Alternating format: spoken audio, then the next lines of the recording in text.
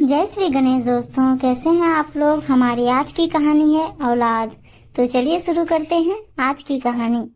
Ruby की शादी बड़ी धूमधाम से हुई। अगले दिन वह अपने ससुराल पहुंची। ससुराल पहुंचने पर उसका स्वागत उसके सास ने बहुत ही प्यार से किया। ससुराल में उसका मान जान कुछ ज्यादा ही हो रहा था, क्योंकि वह अपने सास की इकलौती बहू थी। क्योंकि उसके पति मनोज का कोई भाई नहीं था।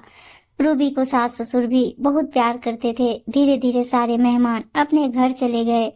जीवन नॉर्मल तरीके से बीतने लगा। ऐसे करते कई महीने बीत गए। एक दिन रूबी की सास ने रूबी से पूछा, रूबी कब तुम अच्छी खबर सुनाओगी। रूबी ने इसका मतलब नहीं समझा और अपनी सास से पूछ बैठा, क्या अच्छी खबर, मैं समझी नहीं। रूबी की सास ने बोला, बहू इतनी भी तुम होली मत बनो, तुम समझ नहीं रही हो कि मैं क्या कह रही हूँ। तो रूबी ने बोला, नहीं माँ, सच में मुझे नहीं पता आप क्या कह रहे हैं।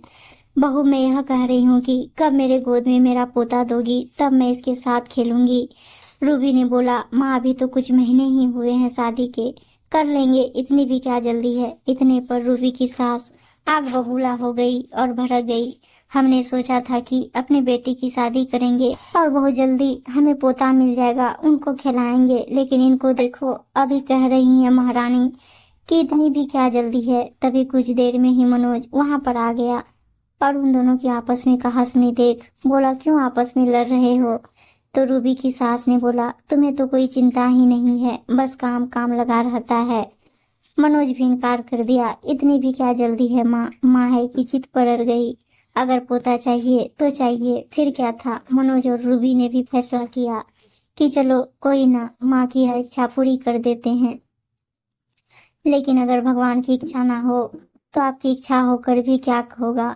धीरे धीरे साल बीत गए। रूबी माँ नहीं बन पाई। अब तो वह ताने भी सुनने लगी। फिर सबने मिलकर फैसला किया उसको डॉक्टर से दिखाया जाए। शहर के जाने माने डॉक्टर के पास दिखाया गया, लेकिन कोई नतीजा नहीं मिला। रूबी की सास ने तांत्रिक और बाबा के पास भी लेकर गई और टोना टोटका भी करवाई, लेकिन कोई फायदा नहीं हुआ। धीरे धीरे शादी के 4-5 साल बीत गए और रूबी फिर भी मां नहीं बन पाई। एक दिन मनोज का दोस्त आया हुआ था और उसने मनोज को सलाह दिया, क्यों परेशान रहते हो, सारी बात बताई। बच्चा नहीं होने की वजह से उसकी माँ उन दोनों से नहीं बात करती है। उसे उन्हें लगता है कि हम खुद से ही नहीं बच्चा करना चाहते।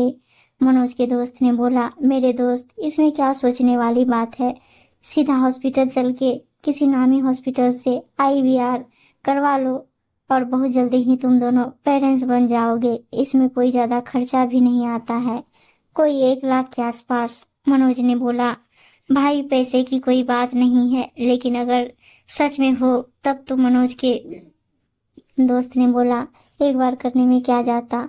एक दिन मनोज ने रूबी को पास के ही हॉस्पिटल में ले गया और रूबी का टेस्ट करने के बाद सब कुछ रिजल्ट ओके हो गया और रूबी माँ बन गई। लेकिन वहां पर ससुराल में कोई भी उसकी देखभाल करने वाला नहीं था, क्योंकि कितने दिनों के बाद रूबी माँ बनने जा रही थी तो कोई भी रिस्क नहीं लेना चाहती थी।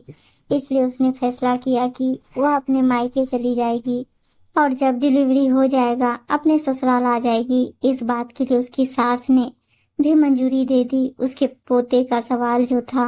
और कुछ दिनों के बाद रूबी अपने मायके चली गई। मायके में उसकी माँ बहुत सेवा करती थी, क्योंकि वो भी अपना नाती खिलाने के लिए आतुर हुए जा रहे थे। धीरे धीरे समय बीता और रूबी ने एक खूबसूरत बच्चे को जन्म दिया, लेकिन दुर्भाग्य से वह बच्चा लड़का नहीं बल्कि लड़की पैदा हुई। लेकिन किसी को कोई एतराज नहीं हुआ, क्योंकि सबको यह लगता था कि चलो इतने सालों बाद कुछ तो पैदा हुआ। लेकिन जब यह बात रूबी के सास को पता चला तो वह मुंह फुलाकर बैठ गई और बोली, कल मुही इतने दिनों के बाद बच्चा भी पैदा करे तो वह भी लड़की, इतना पैसा भी खर्च करने का क्या फायदा। जब लड़की पैदा करना था तो इससे तो अच्छा होता कि बच्चा ही नहीं होता।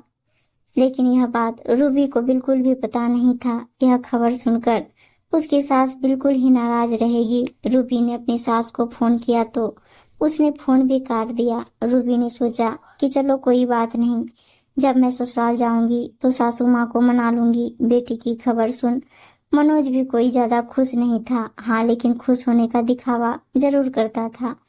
कुछ दिनों के बाद रूबी अपने ससुराल वापस लौट आई, लेकिन वह ससुराल वापस तो आ गई, लेकिन उससे अब कोई भी सही तरीके से बात नहीं करता था। ऐसा देख रूबी तो सोच रही थी, इससे तो यही अच्छा था कि मेरा कोई बच्चा ही नहीं था। कम से कम सब सही से बात तो करते थे, अब तो कोई बात भी नहीं करता है। उसके बच्ची को कोई हाथ भी नहीं लगाता है। रूबी बेचारी दिन भर परेशान होती थी, पूरे घर का काम करना और बच्ची को भी संभालना। मनोज भी कुछ ज्यादा सपोर्ट नहीं करता था कि वह अपनी माँ से लड़ता था। एक दिन अचानक रसोई का काम कर रही थी कि रूबी की बच्ची बेड से नीचे गिर गई। काफी इलाज कराने के बाद भी उसका पैर ठीक नहीं हुआ और वह विकलांग हो गई।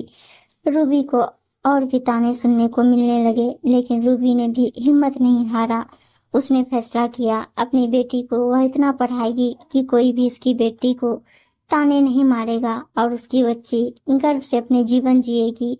इसके लिए वह जो कुर्बानी देना हो देगी। यह बात सही है कि भगवान अगर एक रास्ता बंद करता है तो दूसरे रास्ते खोल देता है। रूबी ने अपनी बेटी का नाम प्यार से नैना रखा था और देखने में भी भला की खूबसूरत थी और उसकी आवाज इतनी अच्छी थी कि अगर वह कोई गाना गाती थी तो ऐसा लग रहा था कि कोई कोयल गा रही हो। रूबी ने अपनी बेटी के इसी गुण को उसका ताकत बनाया और बेटी को संगीत के एक टीचर के पास भेजना शुरू कर दिया।